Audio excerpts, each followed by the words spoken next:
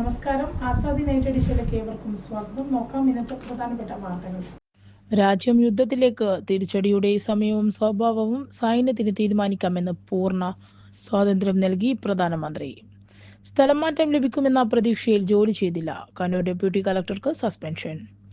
പുലിപ്പല്ലോ പുലിവാലായി വേടനെ വനം വകുപ്പിന്റെ കസ്റ്റഡിയിൽ വിട്ട് കോടതി. ജാമ്യാപേക്ഷ മെയ് 2. CBIയിലുള്ള പൊതുജന വിശ്വാസം തകർന്നു. കൈക്കൂലി വാങ്ങി പ്രതികളെ രക്ഷിക്കുന്നു മദ്രാസ് ഹൈക്കോടതി. ഇതിഹാസ ചലച്ചിത്രകാരന് വിട. ഷാജി എൻ കരുണന് നാട് വിട നൽകി. വിശദമായ വാർത്തകളിലേക്ക് കടക്കാം. പഹൽഗാം ഭീകരാക്രമണത്തിൽ പാകിസ്ഥാന് തിരിച്ചടി നൽകുന്ന കാര്യം സൈന്യത്തിന് തീരുമാനിക്കാമെന്ന് പ്രധാനമന്ത്രിയുടെ നേതൃത്വത്തിൽ ചേർന്ന ഉന്നതതല യോഗം. തിരിച്ചടി എവിടെ, എപ്പോൾ, എങ്ങനെ വേണമെന്ന കാര്യത്തിൽ സേനയ്ക്ക് തീരുമാനമെടുക്കാനുള്ള സമ്പൂർണ്ണ സ്വാതന്ത്ര്യം പ്രധാനമന്ത്രി നൽകിയതായാണ് സൂചന.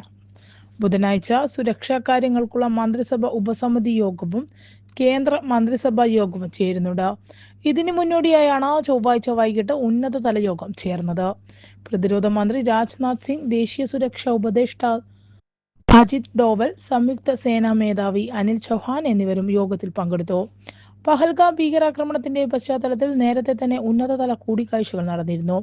കഴിഞ്ഞ ദിവസം പ്രതിരോധ മന്ത്രി രാജ്നാഥ് സിംഗ് പ്രധാനമന്ത്രിയുമായി കൂടിക്കാഴ്ച നടത്തിയിരുന്നു. കൂടാതെ സംയുക്ത സേനാ മേധാവി അനിൽ ചൗഹാൻ പ്രതിരോധ മന്ത്രി രാജ്നാഥ് സിംഗുമായും കൂടിക്കാഴ്ച നടത്തിയിരുന്നു. ഇതിനു പിന്നാലെയാണ് പ്രധാനമന്ത്രിയുടെ വസതിയിൽ പ്രതിരോധ മന്ത്രിയും ദേശീയ സുരക്ഷാ ഉപദേഷ്ടാവും സംയുക്ത സേനാ മേധാവിയും സൈനിക മേധാവിമാരും അടക്കമുള്ളവർ കൂടിക്കാഴ്ച നടത്തിയത്.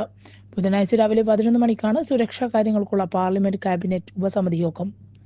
പഹൽഗാമിൽ 26 പേരുടെ മരണത്തിനിടയാക്കിയ ഭീകരാക്രമണത്തിന് പിന്നാലെ കടുത്ത നടപടികളുമായി ഇന്ത്യ രംഗത്തെത്തിയിരുന്നു.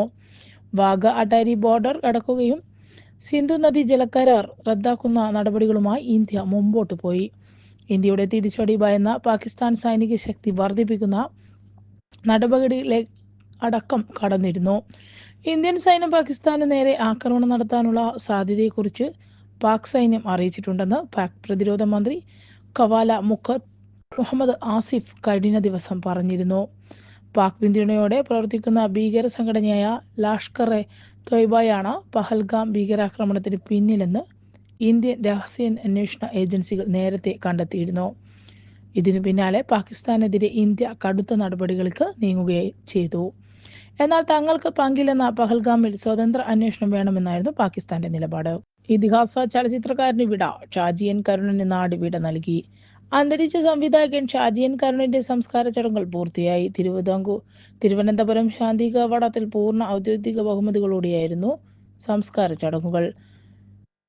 ചടങ്ങിൽ CPM സംസ്ഥാന സെക്രട്ടറി MV ഗോവിന്ദൻ മാസ്റ്റർ, മന്ത്രി സജി ചെറിയാൻ എന്നിവർ അടക്കം നിരവധി പേർ പങ്കെടുത്തു. ഇന്നലെ വൈകിട്ട് 5 മണിയോടെയായിരുന്നു അദ്ദേഹത്തിന്റെ അന്ത്യം. 73 വയസ്സായിരുന്നു. കൊല്ലം ജില്ലയിലെ കണ്ടൻചിറയിൽ N കരുണാകരന്റെയും ചന്ദ്രമതിയുടെയും മൂത്ത മകനായാണ് ഷാജി എൻ കരുൺ ജനിച്ചത്. Pallikkara school, university college Thiruvananthapuram എന്നിവിടങ്ങളിലായിരുന്നു വിദ്യാഭ്യാസം. 1971 film and television institute of ഇന്ത്യയിൽ ചേർന്ന് ഛായാഗ്രഹണത്തിൽ ഡിപ്ലോമ നേടി. പ്രശസ്ത സംവിധായകനായ G അരവിന്ദിന്റെ കീഴിൽ ഛായാഗ്രഹനായി നിരവധി സിനിമകൾ ചെയ്തു. കൂടാതെ പ്രശസ്ത സംവിധായകരായ KG George, MT Vasudevan Nair എന്നിവർക്കൊപ്പവും ഷാജി എൻ കരുൺ പ്രവർത്തിച്ചു. അദ്ദേഹത്തിന്റെ ആദ്യ ചിത്രമായ പിറവിക്ക് കാൻ ഫിലിം ഉത്സവത്തിൽ ഗോൾഡൻ ക്യാമറ പ്രത്യേക പരാമർശം ലഭിച്ചു. രണ്ടാമത്തെ ചിത്രമായ സ്വം കാൻ ഫിലിം ഫെസ്റ്റിവലിലെ മത്സര വിഭാഗത്തിലേക്ക് തിരഞ്ഞെടുക്കപ്പെട്ട ഏക മലയാള ചലച്ചിത്രമാണ്. കേരള സംസ്ഥാന ചലച്ചിത്ര അക്കാദമിയുടെയും അധ്യക്ഷ സ്ഥാനവും ഇന്റർനാഷണൽ ഫിലിം ഫെസ്റ്റിവൽ ഓഫ് കേരളയുടെയും അധ്യക്ഷ സ്ഥാനവും വഹിച്ചിട്ടുണ്ട്. 2011 പത്മശ്രീ അവാർഡ് അർഹരായി. പുരോഗമന കലാസാഹിത്യ സംഘം സംസ്ഥാന പ്രസിഡന്റാണ്. പുലിപ്പല്ല് കൈവശം വെച്ച കേസിൽ റാപ്പ് ഗായകൻ വേടൻ എന്ന ഹരിദാസൻ 30-നെ വനംവകുപ്പ് കസ്റ്റഡിയിൽ വിട്ടു. കേസിൽ തെളിവെടുപ്പ് നടത്താനും കൂടുതൽ പരിശോധന നടത്താൻ വനംവകുപ്പ് വേടനെ കസ്റ്റഡിയിൽ ആവശ്യപ്പെട്ടത്. തുടർന്ന് 2 ദിവസത്തെ കസ്റ്റഡി കോടതി അനുവദിക്കുകയായിരുന്നു. ബുധനാഴ്ച വൈകിട്ട് 5 മണി പ്രതിയെ കോടതിയിൽ ഹാജരാക്കണമെന്നും കോടതി നിർദ്ദേശിച്ചു. വേടനുമായി തൃപ്പൂണിത്തുറയിലെ ഫ്ളാറ്റിലും തൃശൂരിലെ വീട്ടിലും വനംവകുപ്പ് തെളിവെടുപ്പ് നടത്തും. ഇവിടങ്ങളിൽ കൂടുതൽ പരിശോധനയും നടത്തും. പുലിപ്പല്ല് ലോക്കറ്റിൽ മോഡിഫിക്കേഷൻ ചെയ്ത് തൃശൂർ വിയൂരിലെ ജ്വല്ലറിയിലെത്തിച്ചു വേടനുമായി അന്വേഷണ സംഘം തെളിവെടുക്കും. അതിനിടെ വനംവകുപ്പ് കേസിൽ വേടൻ ജാമ്യാപേക്ഷ നൽകിയിട്ടുണ്ടെന്ന് മെയ് 2 കോടതി ജാമ്യാപേക്ഷ പരിഗണിക്കും. കഴിഞ്ഞ ദിവസം തൃപ്പൂണിത്തുറയിലെ ഫ്ളാറ്റിൽ കഞ്ചാവ് ഉപയോഗിക്കുന്നതിനിടെയാണ് വേടനെയും ഒപ്പമുണ്ടായിരുന്ന 8 പേരെയും പോലീസ് പിടികൂടിയത്. ഫ്ളാറ്റിൽ നിന്നും 6 ഗ്രാം കഞ്ചാവും പിടിച്ചെടുത്തിരുന്നു. ഇതിനിടെയാണ് വേടൻ ധരിച്ചിരുന്ന മാലയിലെ പുലിപ്പല്ല് പോലീസിന്റെ ശ്രദ്ധയിൽപ്പെട്ടത്. തുടർന്ന് വനംവകുപ്പിനെ വിവരം അറിയിച്ചു. പരിശോധനയിൽ ഇത് പുലിപ്പല്ലാണെന്നാണ് സ്ഥിരീകരിച്ചതോടെയാണ് വേടനെതിരെ മൃഗവേട്ട ഉൾപ്പെടെയുള്ള വകുപ്പുകൾ ചുമത്തി വനംവകുപ്പ് കേസെടുത്തത്. ഇതോടെ കഞ്ചാവ് കേസിൽ ജാമ്യം ലഭിച്ചെങ്കിലും വേടൻ വനംവകുപ്പ് കസ്റ്റഡിയിലായി. തുടർന്ന് വേടന്റെ അറസ്റ്റ് രേഖപ്പെടുത്തിയ ശേഷം കോടതിയിൽ ഹാജരാക്കുകയായിരുന്നു. തമിഴ്നാട്ടിലെ ആരാധകരാണ് പുലിപ്പല്ല് സമ്മാനിച്ചതെന്നാണ് വേടന്റെ മൊഴി. ഈ ആരാധകരിൽ രഞ്ജിത്ത് എന്നയാളെ മാത്രമാണ് തനിക്ക് പരിചയമുള്ളതെന്നും വേടൻ പറഞ്ഞിരുന്നു. പക്ഷാപാതപരമായ അന്വേഷണങ്ങളുടെ പേരിൽ വ്യാപകമായ പൊതുജന വിമർശനം നേരിടുന്ന അവസ്ഥയിലേക്ക് സെൻട്രൽ ബ്യൂറോ ഓഫ് ഇൻവെസ്റ്റിഗേഷൻ പ്രവർത്തന സംസ്കാരം അധപതിച്ചുവെന്ന് മദ്രാസ് ഹൈക്കോടതി. CBIയിലുള്ള പൊതുജന വിശ്വാസം നഷ്ടമായെന്നും CBI ഉദ്യോഗസ്ഥർ കൈക്കൂലി വാങ്ങി പ്രതികളെ രക്ഷിക്കുന്നുണ്ടെന്നും ഹൈക്കോടതി നിരീക്ഷിച്ചു. തിരുനെൽവേലിയിലെ ബാങ്കിൽ ചീഫ് മാനേജറും മറ്റ് ജീവനക്കാരും ചേർന്ന് 2 കോടി രൂപ വായ്പ തട്ടിപ്പ് നടത്തിയ കേസ് പരിഗണിക്കവെയാണ് കോടതിയുടെ നിരീക്ഷണം. CBIയിലുള്ള പൊതുജന വിശ്വാസം പുനഃസ്ഥാപിക്കുന്നതിനായി ജസ്റ്റിസ് KK രാമകൃഷ്ണൻ ബെഞ്ച് നിരവധി നിർദ്ദേശങ്ങൾ പുറപ്പെടുവിച്ചു. കേസിന്റെ അന്വേഷണവുമായി ബന്ധപ്പെട്ട് CBIക്ക് വലിയ പിഴവുകളാണ് ഉണ്ടായിരിക്കുന്നത്. പക്ഷപാതപരമായ അന്വേഷണങ്ങളുടെ പേരിൽ വ്യാപകമായ പൊതുജന വിമർശനം നേരിടുന്ന അവസ്ഥയിലേക്ക് CBI അധപതിച്ചു. ആകാശത്തോളം അധികാരങ്ങളുണ്ടെന്നാണ് ചില ഉദ്യോഗസ്ഥരുടെ മനോഭാവം. ആർക്കും തങ്ങളെ ചോദ്യം ചെയ്യാൻ കഴിയില്ലെന്ന് പലരും വിചാരിക്കുന്നു. CBI ഉദ്യോഗസ്ഥർ കൈക്കൂലി വാങ്ങി പ്രതികളെ രക്ഷിക്കുന്നു. പല കേസിലും മുതിർന്ന ഉദ്യോഗസ്ഥർ രക്ഷപ്പെടുന്ന സാഹചര്യമുണ്ട്. ഉദ്യോഗസ്ഥർ കൈക്കൂലി ചോദിക്കുന്ന ശബ്ദ സന്ദേശം കോടതിയുടെ മുന്നിലെത്തിയിരുന്നു. ഇത് മഞ്ഞുമലയുടെ ഒരറ്റം മാത്രമാണെന്നും CBI ഡയറക്ടർ കേസുകളിൽ കൂടുതൽ മേൽനോട്ടം വഹിക്കണമെന്നും കോടതി ശുപാർശ ചെയ്തു. FIRകളിലും അന്തിമ റിപ്പോർട്ടുകളിലും പ്രതികളെ കൃത്യമായി ഉൾപ്പെടുത്തുന്നത് ഉറപ്പാക്കാനും തെളിവുകൾ ശേഖരിക്കുന്നതും ഒഴിവാക്കുന്നതും നിരീക്ഷിക്കാനും CBI ഡയറക്ടർ നേരിട്ട് അന്വേഷണങ്ങൾക്ക് മേൽനോട്ടം വഹിക്കണമെന്ന് ജസ്റ്റിസ് KK രാമകൃഷ്ണൻ ശുപാർശ ചെയ്തു. നിയമതത്വങ്ങളിൽ ഉദ്യോഗസ്ഥർക്ക് മാർഗനിർദ്ദേശം നൽകിയതിനും നിരുപദ്രവകരമായ കേസുകൾ രജിസ്റ്റർ ചെയ്യുന്നത് തടയുന്നതിനും രജിസ്റ്റർ ഏജൻസിക്കുള്ളിൽ ഒരു നിയമസംഘത്തെ നിയമിക്കണമെന്നും അദ്ദേഹം ഡയറക്ടറോട് ആവശ്യപ്പെട്ടു. കണ്ണൂർ ജില്ലാ ഡെപ്യൂട്ടി കളക്ടർക്ക് സസ്പെൻഷൻ. ഭൂമി തരം മാറ്റലുമായി ബന്ധപ്പെട്ട നടപടികൾ വീഴ്ച വരുത്തിയെന്ന് ചൂണ്ടിക്കാട്ടിയാണ് Kannur deputy collector Sirosh P. ജോണിനെ സസ്പെൻഡ് ചെയ്തത്. സ്ഥലം മാറ്റം ലഭിക്കുമെന്ന പ്രതീക്ഷയിലാണ് കൃത്യനിർവഹണത്തിന് വീഴ്ച വരുത്തിയതെന്നാണ് വിവരം. ഭൂമി തരം മാറ്റലുമായി ബന്ധപ്പെട്ട വലിയ തോതിലുള്ള പരാതി കണ്ണൂരിൽ നിന്നും ഉയർന്നിരുന്നു. അഴിമതി അടക്കമുള്ള ആരോപണങ്ങൾ ഉണ്ടായിരുന്നു. ഇതിന്റെ അടിസ്ഥാനത്തിൽ സംഭവത്തെക്കുറിച്ച് പരിശോധിക്കാൻ കണ്ണൂർ ജില്ലാ കളക്ടറോട് ലാൻഡ് റവന്യൂ കമ്മീഷണർ ആവശ്യപ്പെട്ടിരുന്നു. തുടർന്നായിരുന്നു പരിശോധന. ഭൂമി തരം മാറ്റലുമായി ബന്ധപ്പെട്ട അപേക്ഷകളിൽ വേഗത്തിൽ പരിഹാരം കാണാൻ സാധിക്കുന്നില്ലെന്നും ഉത്തരവാദിത്തം മറ്റാരെയെങ്കിലും ഏൽപ്പിക്കണമെന്നുമായിരുന്നു വിശദീകരണം തേടിയ കളക്ടർക്ക് ഡെപ്യൂട്ടി കളക്ടർ നൽകിയ മറുപടി.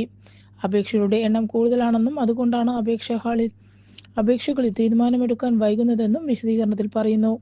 ഡെപ്യൂട്ടി ഡയറക്ടറുടെ വിശദീകരണം കളക്ടർമേൽ ഉദ്യോഗസ്ഥർ റിപ്പോർട്ട് ചെയ്തു. മറ്റു ജില്ലകളിലെ ഡെപ്യൂട്ടി കളക്ടർമാർക്ക് ഈ തരത്തിൽ എന്തെങ്കിലും പ്രശ്നമുണ്ടോ എന്നും പരിശോധിച്ചു. എന്നാൽ അവരാരും അത്തരമൊരു പരാതി ഉന്നയിച്ചിട്ടില്ല. അതുകൊണ്ടുതന്നെ അമിതഭാരമുണ്ടാക്കുന്ന ജോലി ഇല്ലെന്ന് കണ്ടെത്തിയാണ് നടപടി. കേന്ദ്ര നിവേദനത്തിൽ നിന്നും ഒഴിഞ്ഞു നിന്നാൽ സ്ഥലം മാറ്റം ലഭിക്കുമെന്ന് പ്രതീക്ഷിച്ചാണ് ഇത്തരത്തിൽ ജോലി ചെയ്യാതിരുന്നതെന്നാണ് സസ്പെൻഷൻ ഉത്തരവിൽ പറയുന്നത്. നീലക്കുറിഞ്ഞി കണ്ണൂർ ജില്ലാതല പഠനോത്സവം സമാപിച്ചു. ഹരിത കേരളം മിഷൻ സംഘടിപ്പിക്കുന്ന നീലക്കുറിഞ്ഞി ജൈവ വൈവിധ്യ പഠനോത്സവത്തിന്റെ ഭാഗമായി കണ്ണൂർ ജില്ലാതല മെഗാ ക്യൂസ് മത്സരം സംഘടിപ്പിച്ചു. Thalassery block Mambaram UP school വിദ്യാർത്ഥി PK Adidev, Krishnaveni S. Prashanth, Kayaralam APUP school, Thanmaya saint Mary's HSS, Cherupuzha P. Arjun, Koodali higher secondary school എന്നിവർ യഥാക്രമം 1, 3, 4 വരെ സ്ഥാനങ്ങൾ കരസ്ഥമാക്കി. മത്സര വിജയികൾക്ക് മെയ് 16, 17, 18 തീയതികളിൽ അടിമാലിയിൽ നടക്കുന്ന സംസ്ഥാനതല ജൈവ വൈവിധ്യ പഠനോത്സവത്തിൽ പങ്കെടുക്കാനാകും. ഇടുക്കി ജില്ലയിലെ അടിമാലി ഹരിത കേരളം മിഷൻ UNDP പദ്ധതിയിൽ ഉൾപ്പെടുത്തി സ്ഥാപിച്ച നീലക്കുറിഞ്ഞി ജൈവ വൈവിധ്യ വിജ്ഞാന കേന്ദ്രത്തിന്റെ കമ്മ്യൂണിറ്റി തല പരിപാടികളുടെ ഭാഗമായാണ് ജൈവ വൈവിധ്യ പഠനോത്സവം സംഘടിപ്പിക്കുന്നത്. ജില്ലാ പഞ്ചായത്ത് അഡ്വക്കേറ്റ് KK രത്നകുമാരി സമ്മാനദാനം നിർവഹിച്ചു. Vidyakiranam coordinator K. സുധീർ കുമാർ അധ്യക്ഷത വഹിച്ചു. പ്രമുഖ പരിസ്ഥിതി പ്രവർത്തകർ VC ബാലകൃഷ്ണൻ പഠനോത്തരി അവതരിപ്പിച്ചു. ഹരിത കേരളം മിഷൻ ജില്ലാ കോർഡിനേറ്റർ കെ സോമശേഖരൻ, ജില്ലാ ടെക്നിക്കൽ അസിസ്റ്റന്റ് കെ അബ്ജാദ് എന്നിവർ സംസാരിച്ചു. മത്സരത്തിൽ പങ്കാളികളായ മുഴുവൻ കുട്ടികൾക്കും പപ്പായ തൈ വിതരണം ചെയ്തു. ജൈവവൈവിധ്യത്തെക്കുറിച്ചും അതിന്റെ സംരക്ഷണത്തിന്റെ പ്രാധാന്യത്തെക്കുറിച്ചുമുള്ള അവബോധം കുട്ടികളിലെത്തിക്കാൻ ലക്ഷ്യമിട്ടാണ് ലോക ജൈവവൈവിധ്യ ദിനത്തോടനുബന്ധിച്ച് പഠനോത്സവവും ക്വിസ് മത്സരവും സംഘടിപ്പിച്ചത്. കഴിഞ്ഞ വർഷത്തെ വിജയികളും green അംബാസിഡറുമായ Mithali P, Vasudev ഓണ്ടേഡ്, ഔദിത് Sushaj, Haritha Keralam mission Vidyakiranam ജില്ലാ ടീം അംഗങ്ങൾ എന്നിവരും പങ്കെടുത്തു. കൂടാളി സർവീസ് സഹകരണ ബാങ്ക് മൂലക്കരയിൽ ബ്രാഞ്ച് നവീകരിച്ചതിന്റെ ഉദ്ഘാടനവും ചാർജിംഗ് സ്റ്റേഷൻ ഉദ്ഘാടനവും മെയ് 4 നടക്കും. ഞായർ രാവിലെ 10 മണിക്ക് സ്റ്റേഷൻ സ്പീക്കർ എൻ ഷംസീറും കെട്ടിട നവീകരണം AKG ആശുപത്രി പ്രസിഡന്റ് പി പുരുഷോത്തമനും സോളാർ വൈദ്യുതി സ്വിച്ച് ഓൺ NB ചന്ദ്രബാബുവും ഗൃഹനിധി പദ്ധതി CV ശശീന്ദ്രനും നിർവഹിക്കും. Panchayat president PK Shyma, Iritty block panchayat standing committee chairman M Ratheesh തുടങ്ങിയവർ സംസാരിക്കും. മൂലക്കരയിൽ സംഘാടക സമിതി യോഗം panchayat vice president P Padmanabhan ഉദ്ഘാടനം ചെയ്തു. ബാങ്ക് പ്രസിഡന്റ് കരുണാകരൻ മാസ്റ്റർ അധ്യക്ഷത വഹിച്ചു. ബാങ്ക് സെക്രട്ടറി സജീവൻ വിശദീകരണം നടത്തി. PP നൌഫൽ സംസാരിച്ചു. ഡയറക്ടർമാരായ KK ദിനേശൻ സ്വാഗതവും ശശീന്ദ്രൻ നന്ദിയും പറഞ്ഞു. Chairman KP Mohanan, convener K Mohan master,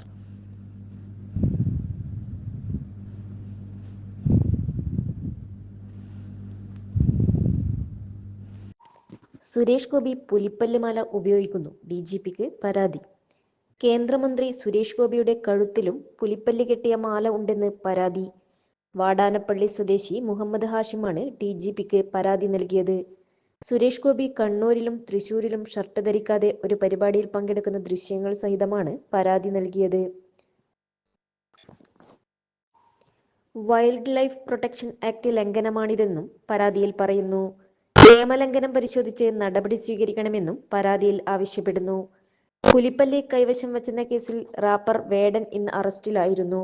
മൃഗവേട്ടയടക്കമുള്ള വകുപ്പുകൾ ചുമത്തി കേസെടുത്തതിന് പിന്നാലെ വനം വകുപ്പാണ് അറസ്റ്റ് ചെയ്തത്. പെരുമ്പാവൂർ കോടനാട്ടെ ഫോറസ്റ്റ് റേഞ്ച് ഓഫീസിൽ നടത്തിയ ചോദ്യം ചെയ്യലിന് ശേഷമാണ് നടപടി. പുലിപ്പല്ല് തനിക്ക് സമ്മാനമായി ലഭിച്ചതാണെന്നും ഒറിജിനൽ ആണെന്ന് അറിയില്ലായിരുന്നുവെന്നുമാണ് വേടന്റെ മൊഴി.